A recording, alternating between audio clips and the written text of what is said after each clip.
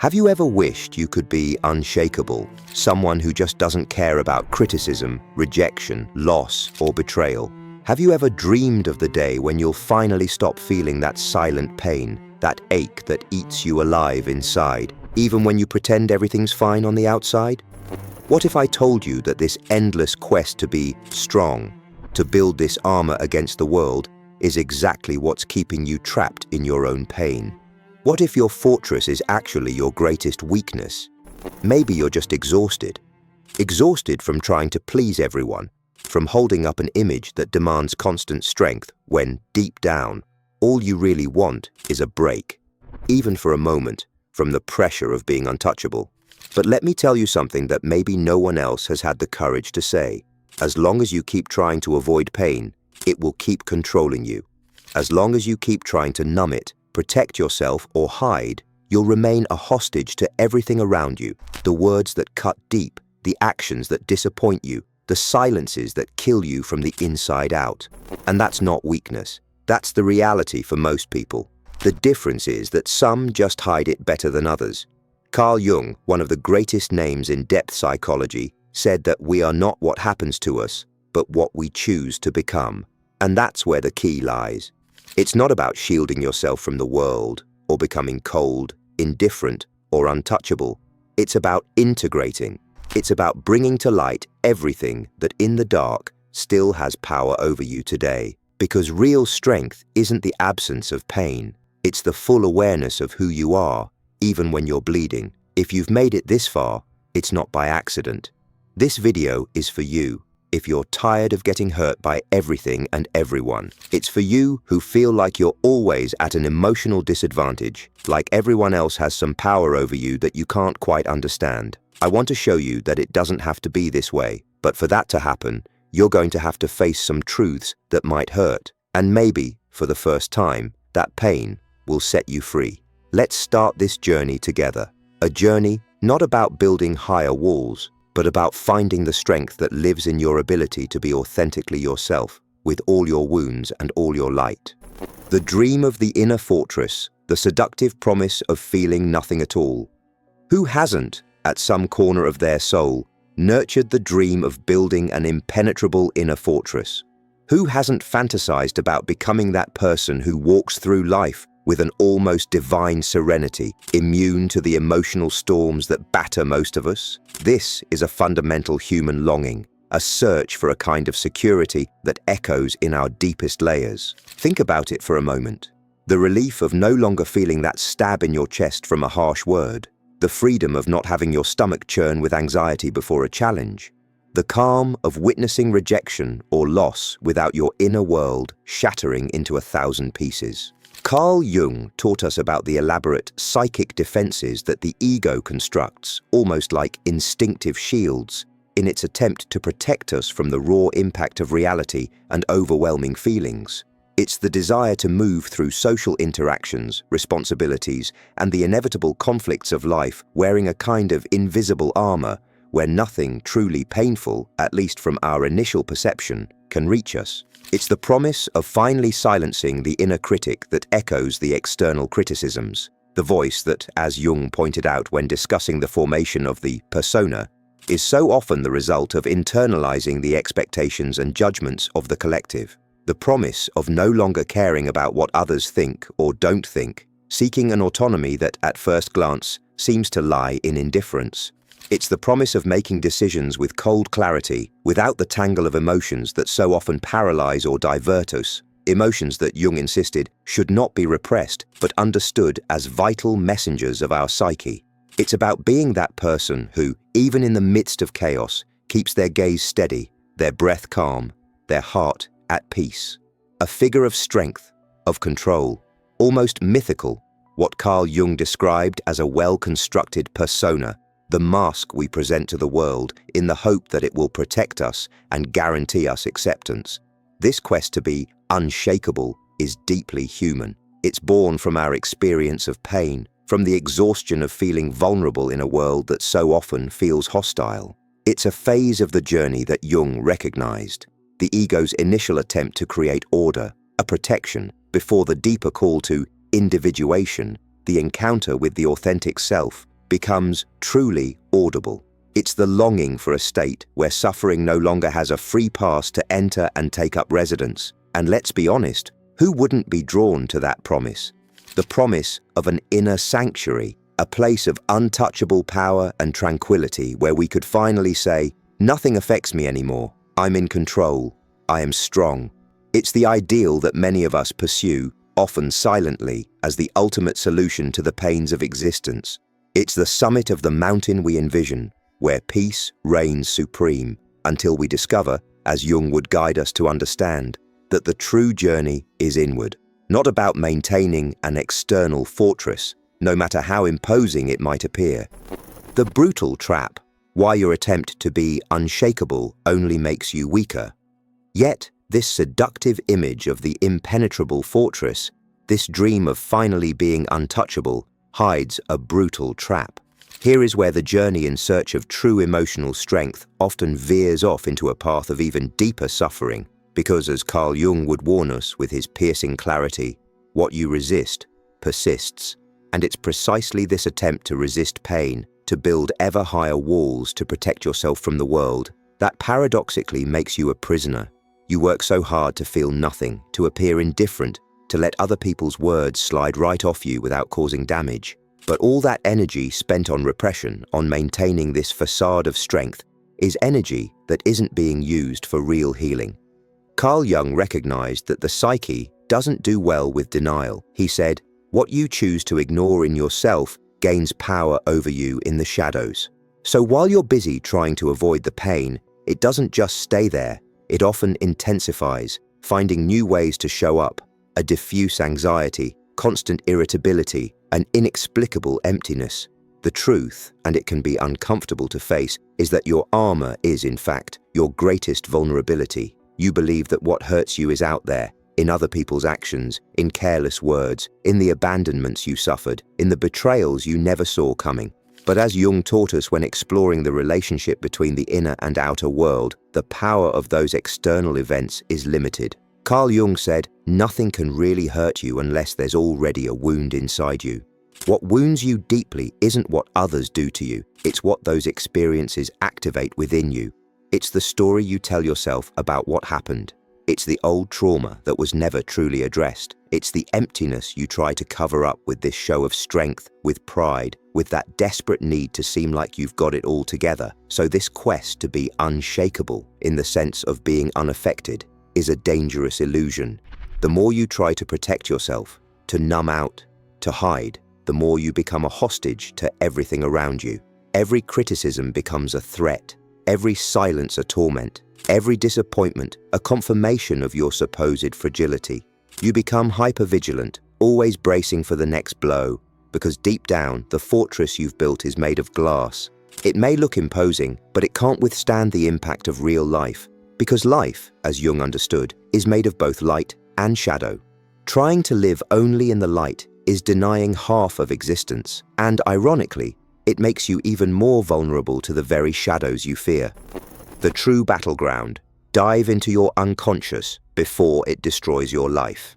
If the external fortress is an illusion and the pain you feel is activated by internal wounds, then where exactly does the true epicenter of your emotional battles lie?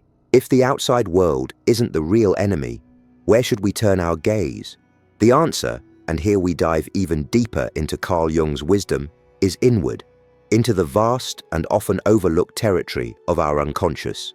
Jung was adamant in saying, your freedom begins the moment you realize that everything coming from outside only has power if it finds an echo within you. And it's precisely here, in this inner space, that the true battleground lies. The unconscious, what you don't see, don't fully understand, and therefore don't control, is what ultimately controls you. Think about those explosive reactions that seem to come out of nowhere, the relationship patterns that painfully repeat themselves, that sudden wave of sadness that washes over you without any apparent reason. None of this is random. Carl Jung captured this brilliantly when he said, until you make the unconscious conscious, it will direct your life and you will call it fate. And that's exactly what's happening to so many of us, maybe even to you right now. The pain you feel, the anger that flares up, the anguish that paralyzes you. These are all messages, smoke signals from parts of yourself that have been forgotten, ignored, repressed. Jung didn't see the unconscious as some vague storage space. He described it as an active force, a whole system of memories, unresolved traumas, deep desires, and fears that we'd rather not face, but that continue to dictate what we feel and how we act. You wonder why certain words destroy you while other people just shrug them off. It's because those words, like keys, open specific doors inside you, doors leading to rooms that are still alive and tender, precisely because they were never truly explored or cleaned out. You've just pushed them to the back of your psychological house, hoping they'd disappear. But as Jung taught us, we cannot change anything until we accept it. Condemnation does not liberate, it oppresses. And what do so many of us do? We judge ourselves, repress, silence, as if that would solve anything. The truth is that the unconscious doesn't go away just because you ignore it. It only finds more dangerous and subtle ways to manifest.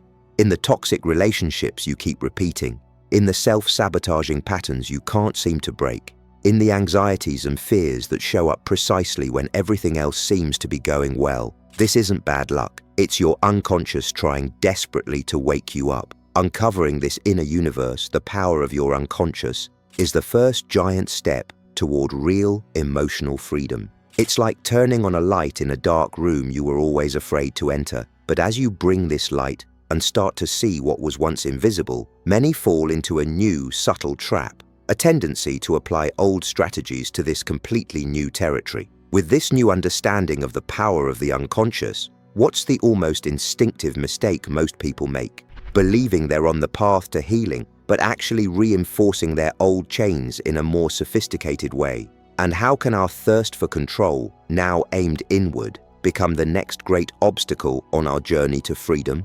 Get ready, because that's exactly the illusion we're going to expose next. The great lie of indifference. Stopping yourself from caring doesn't make you strong, it makes you hollow. So you've discovered that the true battleground lies within your unconscious, that your deepest pains and most inexplicable reactions are echoes from a vast internal territory you've often ignored.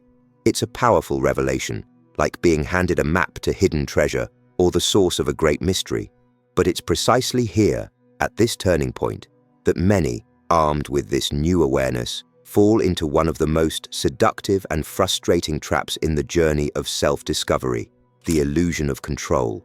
You think, if the problem is inside me, if it's my unhealed wounds or my unconscious calling the shots, then I'll fix it. I'll control my thoughts, dominate my emotions, reprogram my unconscious through sheer willpower. It sounds logical, doesn't it? After all, we've been taught our whole lives that effort and determination can move mountains.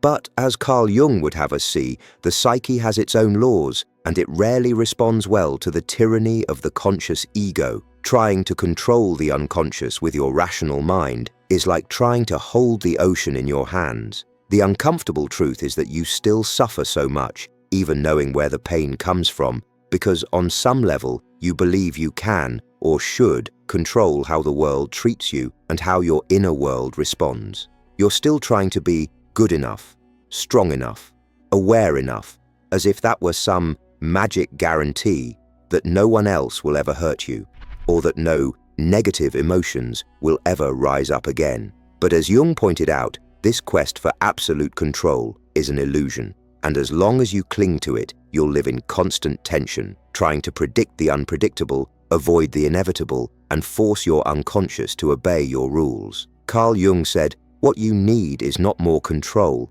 but more awareness."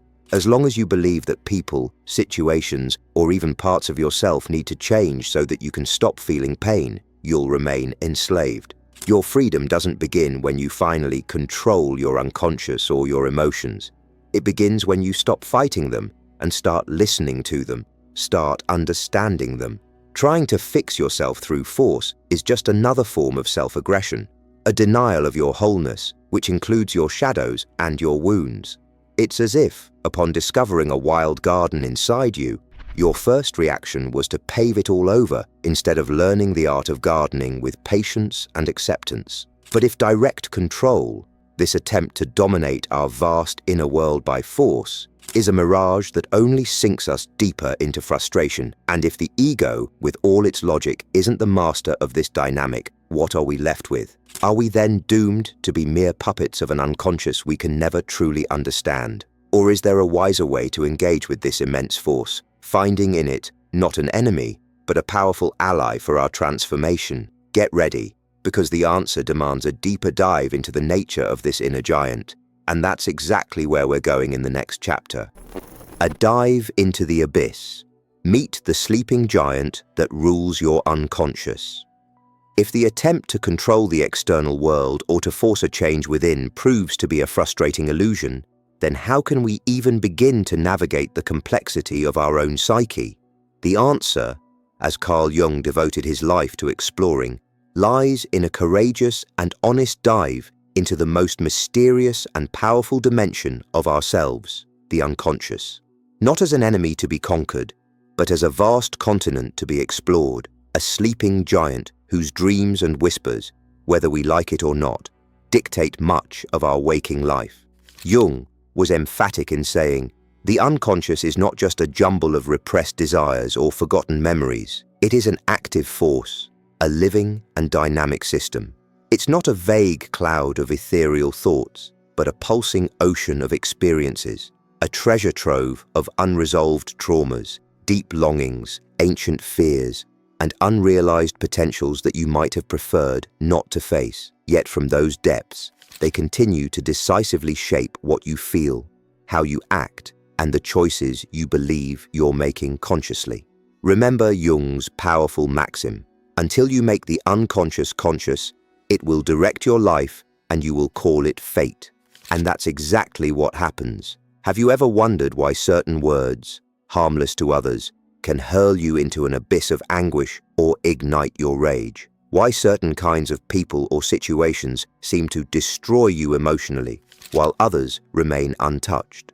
Carl Jung explains that this happens because those words and situations act as triggers, activating sensitive points within you.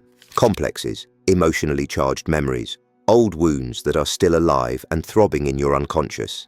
And if they're still alive, it's because, as Jung observed, you've probably never truly confronted them. You've just swept them under your psychological rug, and now you keep tripping over them, repeating patterns without understanding their source.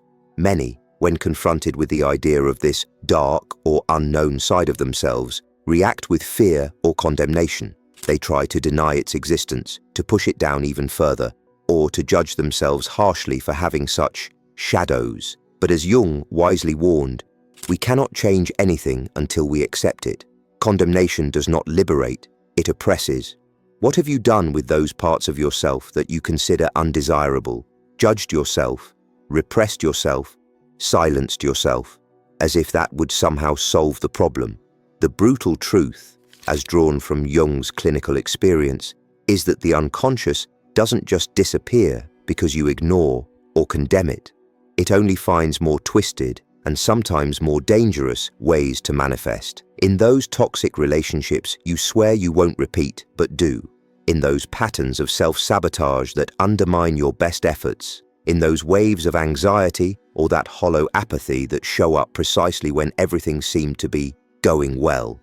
This isn't bad luck or fate conspiring against you. It's your unconscious, this internal giant trying desperately to get your attention, trying to wake you up to something vital that needs to be seen and integrated. Now that you're beginning to glimpse the vastness and immense power of this unconscious universe, with all its hidden treasures and apparent monsters, a sneaky, almost instinctive question might arise in your mind. Faced with so much inner complexity, so much potential pain stored there, wouldn't it be simpler, maybe even safer, to just shut down completely from the world and from your own feelings? To adopt the icy mask of indifference as the ultimate shield against any disturbance? But what really happens when we try to kill the inner messenger? When we choose calculated apathy as our life strategy? Is that true strength, the longed-for invulnerability, or just another form of self-deception, perhaps the most subtle and desolate of all? It's this facade of not caring, this apparent fortress of ice, that we're going to dissect relentlessly in our next chapter. Individuation, the journey to become who you truly are and why so many give up. If pain can be a teacher and suffering a portal to deeper self-understanding, then what path opens up from this new perspective? Carl Jung dedicated much of his work to describing this transformative process, this journey toward wholeness and authenticity, individuation. It's the process of becoming who you truly are, in your purest and most unique essence, beyond the social masks and the internalized expectations. However, as your original script wisely points out, and as life itself so often demonstrates, few have the genuine courage to begin the journey of individuation in its fullness, and even fewer have the perseverance and resilience to complete it. Why? Because this path, unlike so many promises of easy happiness and quick fixes, doesn't offer superficial comfort. It doesn't aim to protect or inflate your ego. On the contrary, it often undoes it, deconstructing it piece by piece. As you walk the path of individuation, you start to realize, often painfully, that much of what you thought defined you, your roles, your achievements, your fears, your traumas, the image you so carefully crafted to be loved, respected, or admired, was, in large part, an illusion, a construction necessary for survival in earlier stages of life perhaps, but not your ultimate truth. You discover that you are not your traumas, even though they left marks. You're not just your job, nor what others think of you. As your script so viscerally describes, it's like ripping off your own skin to see what lies beneath. It's a radical stripping down before yourself. It's precisely here, in this process of looking inward with ruthless honesty, of confronting your shadows and integrating the rejected parts of yourself, that you begin to become truly untouchable. Not because nothing affects you from the outside, not because you've become cold or indifferent, but because you've already walked through your own inner fire. You've faced your monsters, looked straight into the eyes of your own shame, your neediness, your anger, and said, "I see you, and you no longer control me." You might still feel pain, the stabs of life, but they don't break you, don't disintegrate you, because you've stopped reacting and started becoming whole, anchored in a center that no longer depends on external validation. However, this depth, this hard-won authenticity, often comes with a price, as your original material points out, a certain kind of solitude, not necessarily physical solitude, but the solitude of no longer fitting in where you used to hide or conform. The solitude of realizing that few are willing to undertake an inner journey with the same intensity. But this isn't a solitude of rejection. It's a solitude of maturation, the necessary space for your most authentic self to breathe and solidify.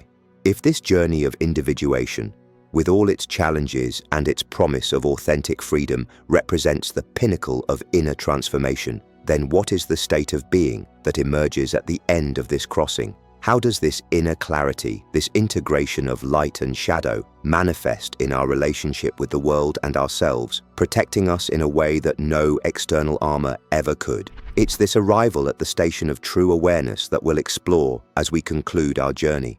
So, here we are, at the end of this intense journey through the landscapes of our own soul. We've navigated the deceptions of the illusory fortress, unmasked the lie of indifference, confronted the power of the unconscious, and glimpsed the transformative alchemy of pain and the challenging path of individuation. And the truth that emerges, crystal clear and undeniable, is this: nothing, absolutely nothing you build externally, no armor, no wall, will truly shield you from the suffering of the world if you remain unconscious or in denial of what's happening inside you. Other people's words will keep wounding you, rejection will keep stinging, loss will keep shaking and breaking you until you wake up. And awakening, as Carl Jung taught us and as ancient wisdom echoes, isn't some magical event or a destiny reserved for a chosen few. It's a choice, a daily choice, moment by moment. It's the choice to look inward, even when it's uncomfortable, even when it hurts. It's the choice to take full responsibility for everything you feel. No more blaming others, the past, or fate. Remember Jung's powerful assertion: what you resist persists, what you accept transforms you. Throughout this journey, we've seen that true emotional immunity, that calm, unshakable strength so many long for, doesn't lie in hardness, coldness, or building barriers. It lies in clarity. It's not about forging a thicker armor, but about radically expanding your awareness. It's like the difference between living at the surface of the ocean and diving into its depths. Those who stay only at the surface, as your original script reminds us, get hurt and tossed around by every wave, every turbulence. But those who have the courage to dive deep find, beyond the surface's chaos, silence, stability, and an immense power that resides in self-knowledge and self-acceptance. And it's there, in those depths of yourself, that you're now more ready than ever to go. If this video touched something in you, if some spark of recognition or a new awareness was awakened in you along this journey we've shared, please don't stop here. Believe me, your journey of transformation, your true encounter with yourself, has only just begun. To seal this first step and join others who are also choosing this path of self-awareness and authentic strength, write in the comments, "I choose awareness." Let's create a movement of people who no longer want to just survive by faking a strength they don't feel, but who want to live with truth, depth, and courage. And remember, this is a process, a crossing. The next video we've prepared is a crucial part to help you keep deepening these insights and applying them in your life. So click to watch the next content, and if you haven't yet, like and subscribe to the channel, and turn on notifications so you don't miss a single step of this journey. True transformation, the kind that really sets us free, only happens when we don't stop at the first step, when we have the courage to keep walking. I'll see you there in the next step.